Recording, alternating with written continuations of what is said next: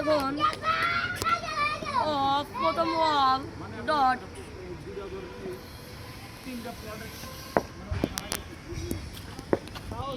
দ্বিতীয় বল নাইম থেকে কনফিডেন্স যে আউট হওয়ার সংখ্যা ফোর দিল নো ফোর হলো না নাইম থেকে বলে সাকিব সাকিবুল হাসান ক্যাচ ধরতে পারলো না মন খারাপ তার তিনটা ম্যাচ ক্যাচ মিস করেছে বল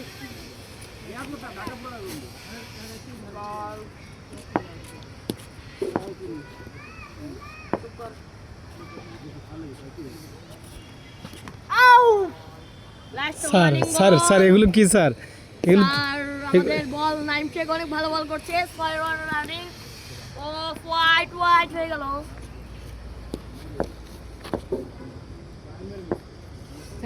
স্যার আমাদের সাইড চেঞ্জ করছিল ওইটা মনে হয় অনেক ইম্পর্টেন্ট বল হবে ও একটা সুইং কেটে গেছে আমাদের স্যার